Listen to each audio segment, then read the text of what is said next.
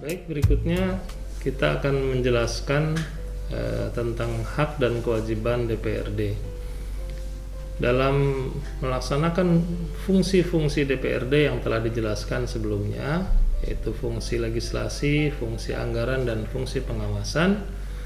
Maka DPRD dibekali dengan sejumlah hak dan kewajiban, ya.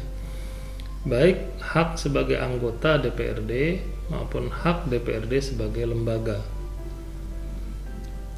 Adapun hak anggota DPRD yang melekat pada setiap anggota adalah yang pertama, hak mengajukan rancangan peraturan daerah.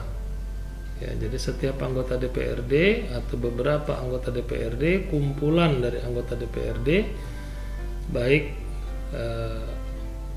dalam satu fraksi atau dalam satu komisi atau dalam gabungan fraksi, gabungan komisi, itu berhak untuk mengajukan rancangan peraturan daerah.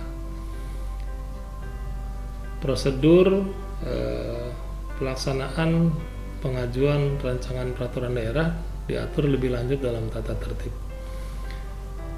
Yang kedua adalah hak anggota DPRD untuk mengajukan pertanyaan. Jadi setiap anggota DPRD dalam rangka pelaksanaan tugasnya berhak untuk mengajukan pertanyaan baik secara lisan maupun secara tulisan yang diajukan kepada mitranya di pemerintahan daerah. Yang berikutnya adalah yang ketiga, yaitu hak menyampaikan usul dan pendapat. DPRD juga berhak untuk menyampaikan usul dan pendapat, baik yang bersamaan atau berbeda dengan apa yang telah disampaikan oleh pemerintah daerah. Itu adalah hak yang ketiga. Kemudian hak yang berikutnya adalah hak memilih dan dipilih.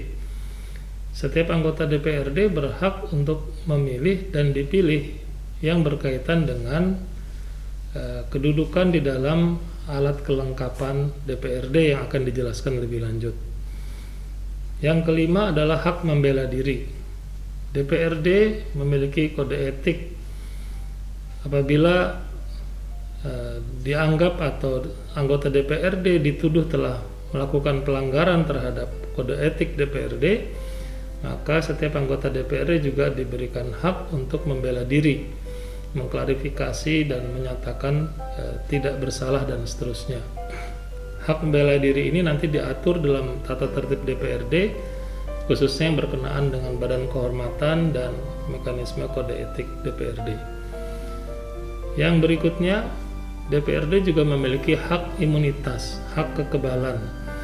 Yang dimaksud dengan hak imunitas atau hak kekebalan adalah DPRD tidak bisa dituntut di muka hukum atas pertanyaan, pernyataan, usul, dan pendapat yang disampaikan oleh DPRD dalam rangka menjalankan tugasnya, melakukan fungsi legislasi, anggaran, dan pengawasan, baik itu dalam rapat-rapat di pemerintahan, di DPRD, maupun di muka umum.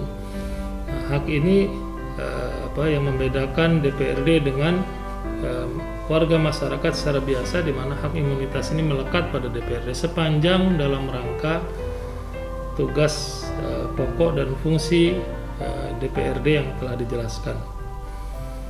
Yang berikutnya adalah setiap anggota DPRD berhak untuk mengikuti orientasi dan pendalaman tugas.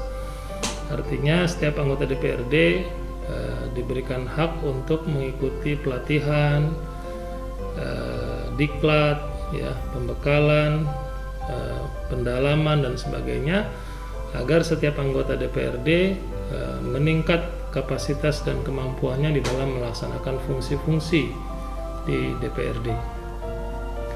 Yang berikutnya adalah hak protokoler atau hak mendapatkan penghormatan, ya, dalam kaitan dengan jabatan sebagai anggota DPRD.